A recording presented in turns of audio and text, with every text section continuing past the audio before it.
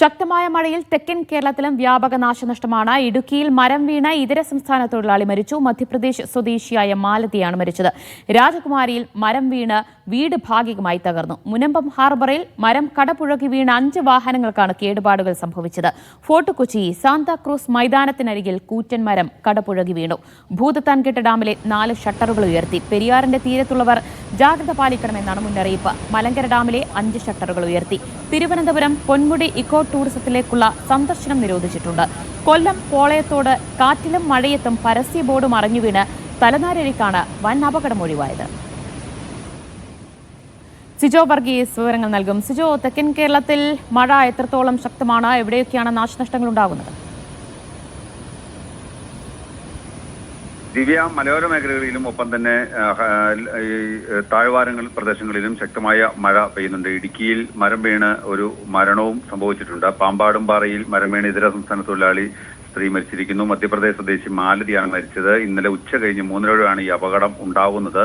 മാലതിയും ഭർത്താവും ഏലത്തോട്ടത്തിൽ നിന്ന് വിറക് ശേഖരിക്കുന്നതിനിടെ മരം ഒടിഞ്ഞു വീഴുകയായിരുന്നു. തേനി മെഡിക്കൽ കോളേജിൽ എത്തിച്ചെങ്കിലും ജീവൻ രക്ഷിക്കാനല്ല, അവിടെ ചികിത്സയിലിരിക്കെയാണ് മരണം സംഭവിച്ചിരിക്കുന്നത്. ഒപ്പം തന്നെ രാജകുമാരിയിൽ വീടിന് മുകളിൽ മരം വീണും അപകടം ഉണ്ടായിട്ടുണ്ട്. പാറക്കൽ മേരിയുടെ വീടിന് മുകളിലാണ് മരം വീണത്. ഇന്നലെ രാത്രിയിലുണ്ടായ ശക്തമായ കാറ്റിലും മഴയിലുമാണ് ഇത്തരത്തിൽ വീടിന് മുകളിലേക്ക് മരം വീണത്.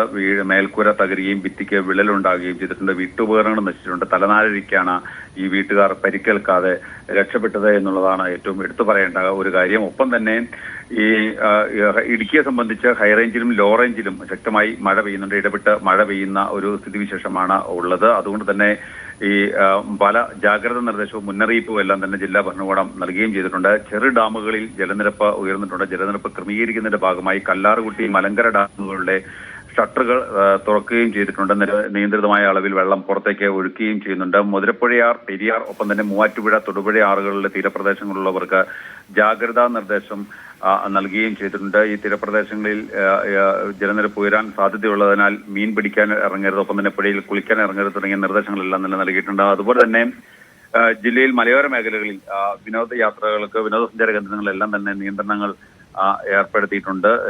ഈ റെഡ് അലേർട്ട് പ്രഖ്യാപിക്കുന്ന ദിവസങ്ങളിൽ രാത്രികാല യാത്രയ്ക്കും നിരോധനം ഏർപ്പെടുത്തിയിട്ടുണ്ട്. ഒപ്പം തന്നെ ജലവിനോദങ്ങൾ പൂർണ്ണമായും ഒഴിവാക്കിയിട്ടുണ്ട് എന്നുള്ളതാണ് എടുത്തു പറയേണ്ട ഒരു കാര്യം. മഴ മുന്നറിയിപ്പ് നിലനിൽക്കുന്ന കാലം വരെ ഈ ജില്ലയിൽ മണ്ണ് എടുപ്പ്, അതുപോലെ തന്നെ ഖനനം തുടങ്ങിയ പ്രവർത്തനങ്ങൾക്കെല്ലാം തന്നെ നിയന്ത്രണങ്ങൾ ഏർപ്പെടുത്തിയിട്ടുണ്ട് എന്നുള്ളതും എടുത്തു പറയേണ്ട കാര്യം തന്നെയാണ്. ശക്തമായ രീതിയിലുള്ള മഴ തന്നെയാണ് ഈ ലോ റേഞ്ചിലും ഹൈ റേഞ്ചിലും പെയ്തുകൊണ്ടിരിക്കുന്നത്.